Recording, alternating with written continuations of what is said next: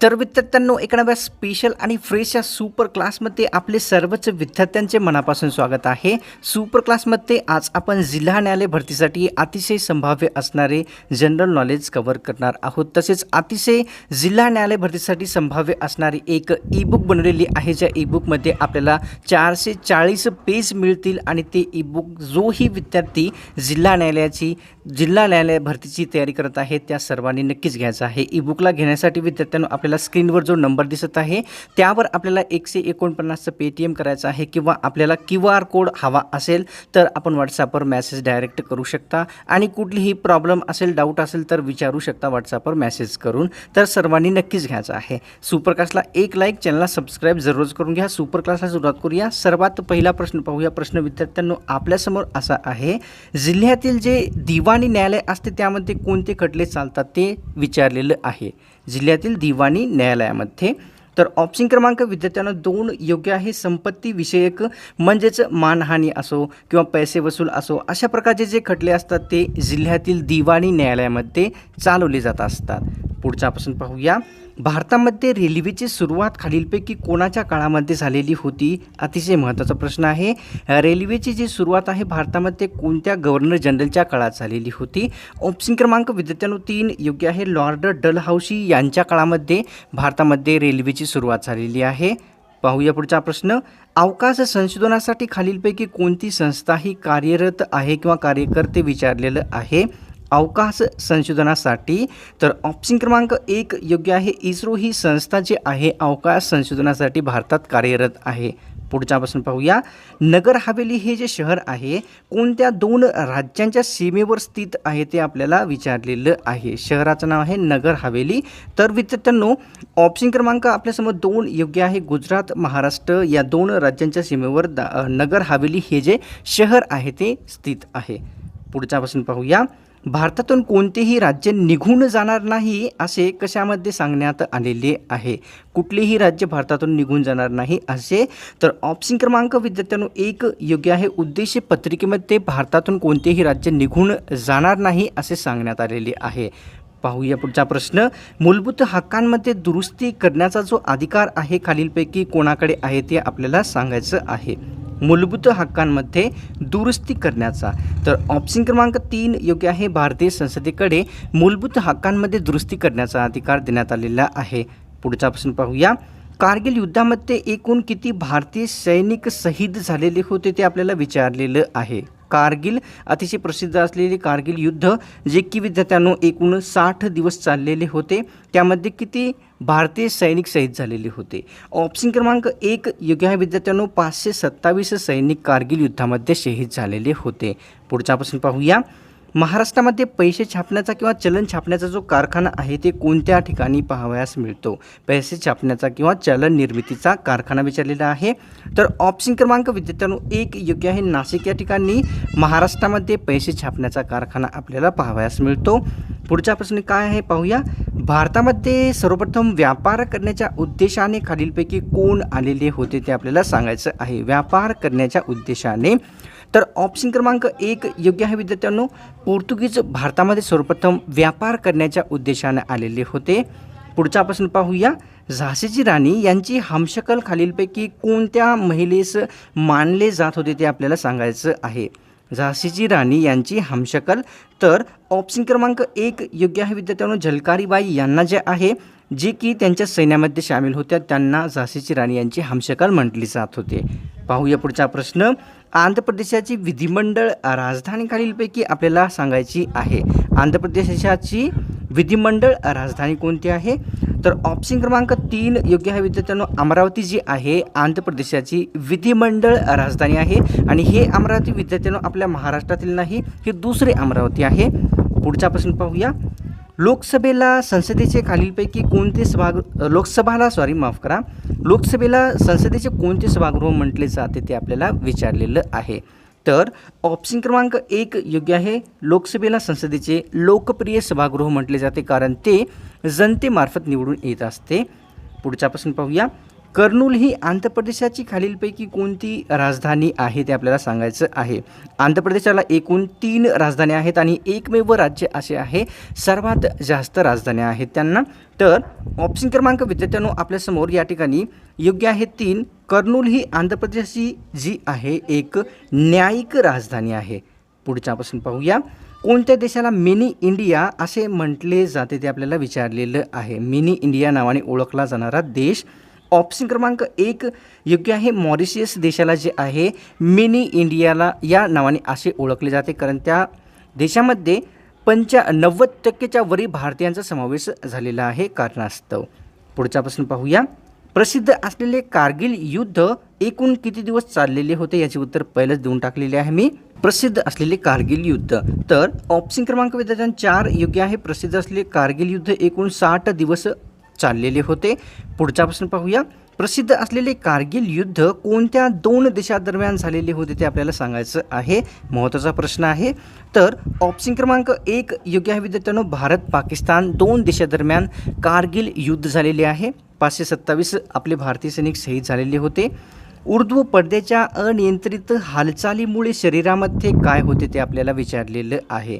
ऊर्ध्व पडद्याच्या अनियंत्रित हालचालीमुळे ऑप्शन क्रमांक 1 योग्य आहे.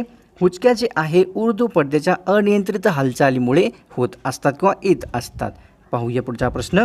कुकरमध्ये जे अन्नपदार्थ असते ते कोणत्या कारणास्तव लवकर शिजत असते ते आपल्याला सांगायचं आहे. कुकरमधील अन्नपदार्थ, तर ऑप्शन क्रमांक 1 योग्य आहे. कुकरमध्ये जास्त दबाव असल्या कारणास्तव कुकरमधील कोणतेही अन्न लवकर शिजत असते.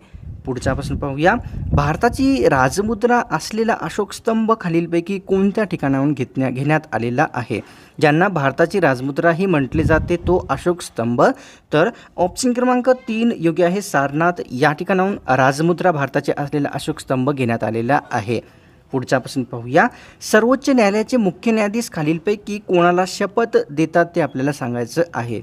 सर्वोच्च न्यायालयातील मुख्य न्यायाधीश, तर ऑप्शन क्रमांक 3 योग्य आहे. राष्ट्रपती यांना सर्वोच्च न्यायालयातील मुख्य न्यायाधीश हे शपथ देण्याचे कार्य करत असते.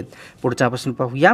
ताजमहालामध्ये एकूण किती खोल्यांचा समावेश आहे ते आपल्याला विचारलेलं आहे. अतिशय प्रसिद्ध असलेल्या जगप्रसिद्ध असलेल्या ताजमहालामध्ये ऑप्शन क्रमांक 4 योग्य आहे. ताजमहालामध्ये 120 खोल्यांचा समावेश आहे विद्यार्थ्यांनो.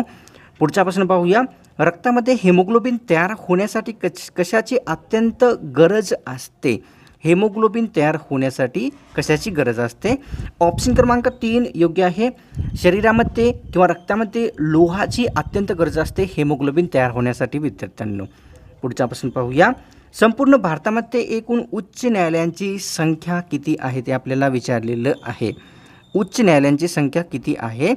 तर ऑप्शन क्रमांक आपल्यासमोर योग्य आहे विद्यार्थ्यांनो. 1 म्हणजेच 25 एवढी संपूर्ण भारतामध्ये उच्च न्यायालयांची संख्या आपल्याला पाहावयास मिळते. पुढच्यापासून पाहूया. पवन ऊर्जा निर्मितीसाठी वाऱ्याचा जो वेग आहे प्रति सेकंद किती असावा लागतो सांगायचं आहे. पवन ऊर्जा निर्मितीसाठी लागणारा, तर ऑप्शन क्रमांक विद्यार्थ्यांनो आपल्यासमोर 2 योग्य आहे. 4 मीटर प्रति सेकंद वाऱ्याचा वेग पवन ऊर्जा निर्मितीसाठी असणे अत्यंत आवश्यक असते, जे की समुद्र किनाऱ्यालगत असतो जास्त करून. पुढचा प्रश्न पाहूया. शिवाजी महाराजांनी प्रतापगड येथे कोणाचा वध केलेला होता ते आपल्याला सांगायचं आहे. प्रतापगड या किल्ल्या ठिकाणी कोणाचा वध केलेला होता. ऑप्शन क्रमांक विद्यार्थ्यांना 2 योग्य आहे. अफजल खानाचा वध जो आहे छत्रपती शिवाजी महाराजांनी प्रतापगड या ठिकाणी केलेला आहे. पुढचा प्रश्न पाहूया. पालखेड आणि ओझरखेड ही 2 धरणे महाराष्ट्रातील कोणत्या जिल्ह्यात येतात ते आपल्याला सांगायचं आहे.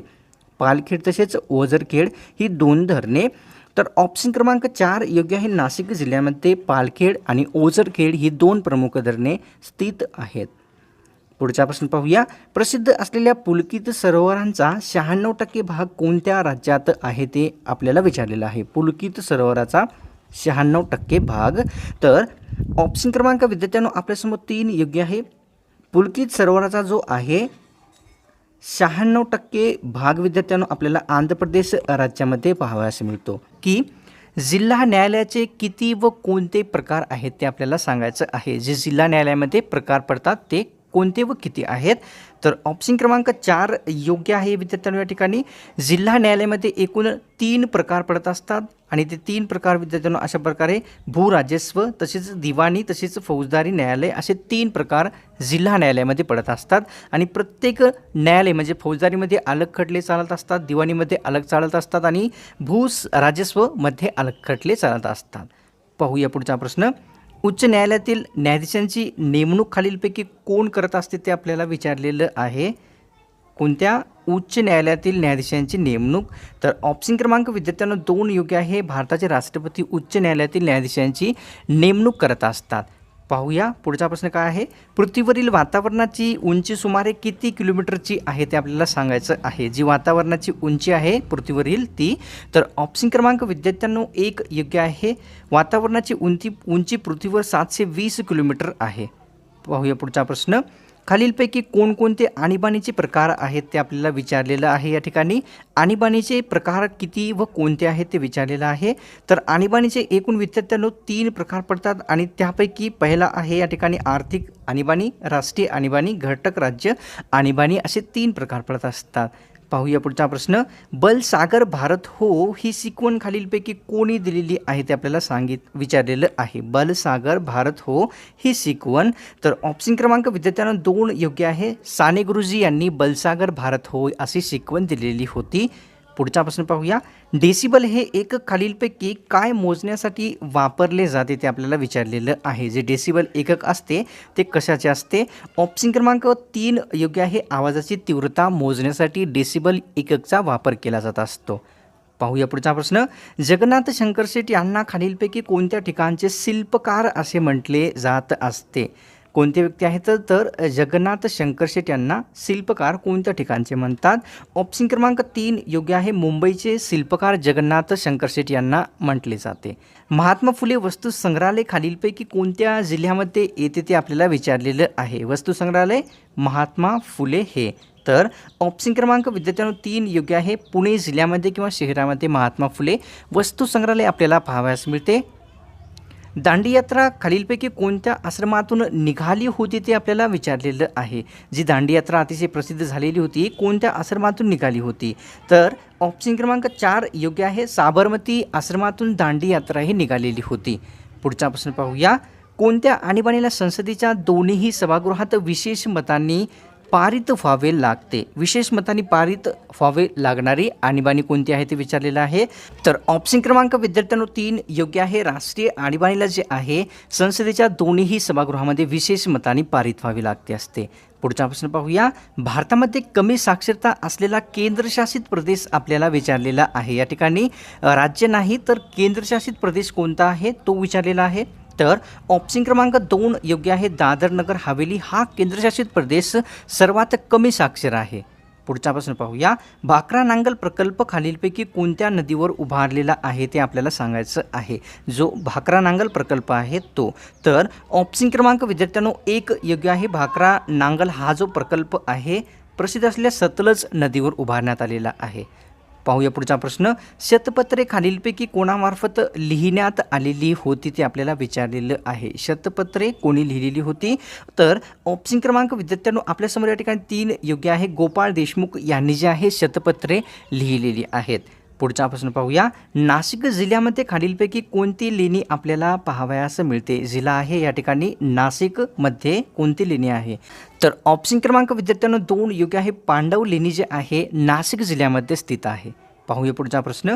प्लासीची लढाई खालीलपैकी कोणाकोणामध्ये घडून आली होती किंवा झालेली होती ते विचारलेलं आहे. प्रसिद्ध असलेली प्लासीची लढाई. तर ऑप्शन क्रमांक विद्यार्थ्यांनो 3 योग्य आहे. सिराज उद्दौला तसेच इंग्रज या दोघांमध्ये प्लासीची लढाई झालेली आहे. पुढचा प्रश्न पाहूया. विधान परिषदेच्या सदस्यांचा जो कार्यकाल आहे तो किती वर्षाचा असतो ते विचारलेलं आहे. विधान परिषदेचा जो कार्यकाल आहे तर ऑप्शन क्रमांक 1 योग्य आहे विद्यार्थ्यांनो. विधान परिषदेच्या सदस्याचा जो कार्यकाल आहे तो 6 वर्षाचा असतो. तसाच विधानसभेचा 5 वर्षाचा कालावधी असतो हे लक्षात ठेवायचं आहे. पुढचा प्रश्न पाहूया. संत तुकाराम महाराज यांचे समाधीस्थळ खालीलपैकी कोणत्या ठिकाणी आहे ते विचारलेलं आहे. या ठिकाणी संत आहेत संत तुकाराम महाराज यांचे समाधीस्थळ. तर ऑप्शन क्रमांक 2 योग्य आहे. देहू हे जे ठिकाण आहे ठिकाणी संत तुकाराम महाराज यांचे समाधीस्थळ आपल्याला पाहावयास मिळते. पुढचा प्रश्न पाहूया. लावारसापासून जे खडक तयार होतात किंवा बनतात त्यास काय म्हणतात? लावारसापासून जे खडक बनतात त्यास विचारलेलं आहे. ऑप्शन क्रमांक विद्यार्थ्यांनो आपल्यासमोर योग्य आहे. या ठिकाणी 2 अग्निजन्य खडक असे जेही खडक लावारसापासून तयार किंवा बनलेले असतात त्यास म्हणतात. तर विद्यार्थ्यांनो ही सुपर क्लास मला वाटते की सर्वांनाच आवडलेली आहे आणि त्या कारणास्तव सुपर क्लासला एक लाईक, चॅनलला सबस्क्राईब व आपल्याला जिल्हा न्यायालय भरतीसाठी अतिशय उपयुक्त असलेले जे ई बुक तयार केलेले आहे त्याला कशा प्रकारे घ्यायचे सुरुवातीला मी सांगितलेले आहे व्हिडिओ स्टार्टिंग होते वेळेस. तर सर्वांनी त्या ई बुकला नक्कीच घ्यायचं आहे. तर मिळतो स्पेशल आणि फ्रेश सुपर क्लासमध्ये.